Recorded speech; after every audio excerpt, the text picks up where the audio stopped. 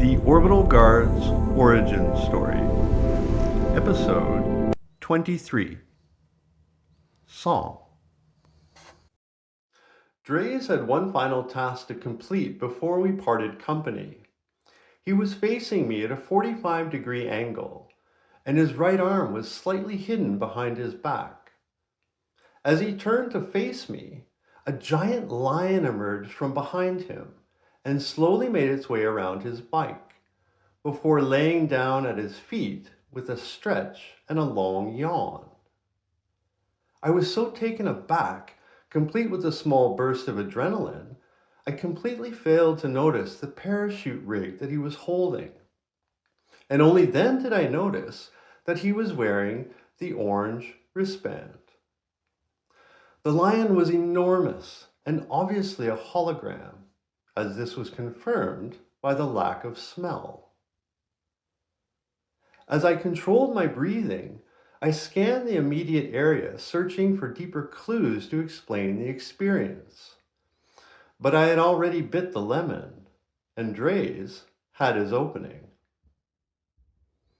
While never breaking eye contact, Drays flung the rig over his right shoulder, and like a magician misdirecting his audience, he produced a book in his outstretched left hand and presented it to me. At Cove, nothing has a singular purpose, and Panda Mode was no exception. The frogs and turtles knew everything about you, far beyond your strengths and weaknesses. They knew your entire history, every detail, every trauma, every trigger, and every imprinted moment from your existence. When I was in elementary school as part of the curriculum, we were assigned the 1950s novel, The Lion, the Witch, and the Wardrobe by C.S. Lewis. The book I was being handed was an original print of this novel. Drays had a very mischievous look on his face, as he told me I'd better read this again before my upcoming departure and test flight. I was so enamored by the novel and its jacket artwork, I was oblivious to the holographic lion's disappearance. Drays simply nodded and wished me soft landings as he dissolved into the corridor. With his exit, I searched my surroundings for a Somnus 9 sleep pod. I was very eager to reread the novel and embrace a much-needed healthy amount of rest. As I settled in and began reading, I was shocked at how relevant the novel was to our 22nd century applications. Woven within its pages were concepts the orbital guards were already taking in our present-day activities. Instead of a child reading fantasy, I was now combing through chapters delving into multiverse theory and time dilation. There was portal physics and terraforming. The wardrobe was no longer enchanted wood, but a dimensional gateway, a wormhole. The further I read, the more my mind began to connect to the classified environments we were tasking in the Human Studies Lab. Narnia wasn't just a world of talking animals. It was a multi-species society composed of vastly different biological entities. The White Witch's 100-year winter became essentially geoengineering, used as a weapon of mass suppression. There were even concepts of genetic memory and old blood. My personal favorite was the idea of sentient landscapes. In Narnia, the trees listen and can even communicate. This aligns with the concepts of a planetary consciousness or a biological neural network, similar to the movie Avatar, where the environment itself is a data-gathering organ. The more I read, the more I began to see connections to modern-day films like Star Wars and Dune, amongst others. Each chapter eloquently revealed modern concepts like GPS satellites, AI communication, computer brain interfaces, and even the popular simulation theory. As I drifted towards sleep, I cleared my mind and asked how this book from the 1950s was to prepare me for what was coming. Why did Dreys want me to read it now? My final thought before resting was that perhaps there really was nothing new under the sun. Perhaps what was old was simply new again. This video is brought to you by Canadian Arms. In Canada, we make great arms.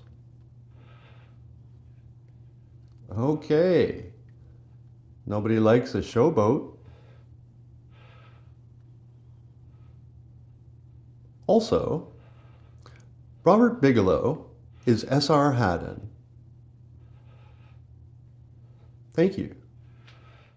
Some historians believe the oldest known record of the parachute dates back to ancient China in the 9th century AD, during the Song dynasty.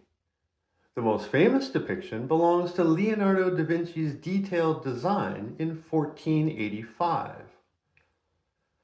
The first alleged test of a parachute occurred in Venice in 1617, and the first proven test flight occurred in France in 1783. This was also where the name was coined by joining para, meaning against, and chute, meaning fall. The first known military applications of the parachute were recorded between 1914 and 1918. Winston Churchill actually proposed the idea of a flying tank or dropping large groups of soldiers by air as early as 1917, but the technology of the time simply couldn't support his space marine level of ambition. Today, parachutes are used globally to deliver aid and supplies and to land robotic explorers on other planets. The orbital guards are first responders able to reach any point on Earth in less than 3 minutes. This meant hypersonic travel. This meant I was about to join a test profile using parachutes that were human rated at Mach 5 or better. The test program began with a human rated hypersonic ejection system designed for Mach 2 or better. While asleep, I realized Dreys gave me the book because the wardrobe and the parachute are actually two different solutions to the same problem: the distance barrier. He wanted me to relax before my leap of faith into the darkness. The cove had been constructed long before any of us were even born. It was time to trust the process. The wardrobe solves the distance problem by deleting the space between point A and point B, quantum tunneling. The parachute drop pod solves the distance by surviving the space between point A and point B, ballistic entry.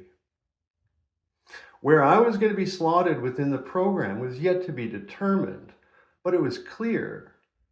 Advanced technology, nanotechnology, artificial intelligence, and robotics were going to be used within the design and creation of the system to safely deliver the anchor against the fall. Panda Mode had prepared me for the craft or sphere I would be using for the test. Even though I had not seen it before, I would be instinctively comfortable with it. Parachutes are so incredibly difficult, they can make even the most hardened, brilliant, and passionate engineer want to quit. Without the aid of artificial intelligence, the test itself would simply not be possible.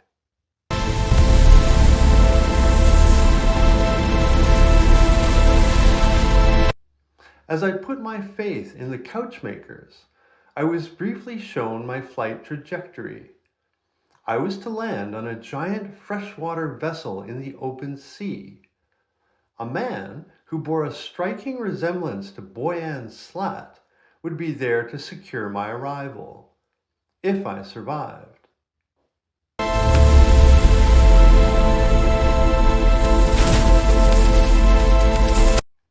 Entry into the test profile meant that I was eligible to receive my golden nugget at Scotland Cove.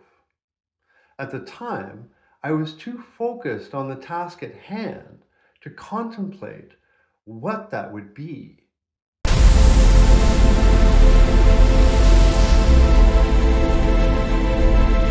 I felt calm, but excited, ready for anything, as it were. I felt immeasurable gratitude. In omnia paratus. Let's go.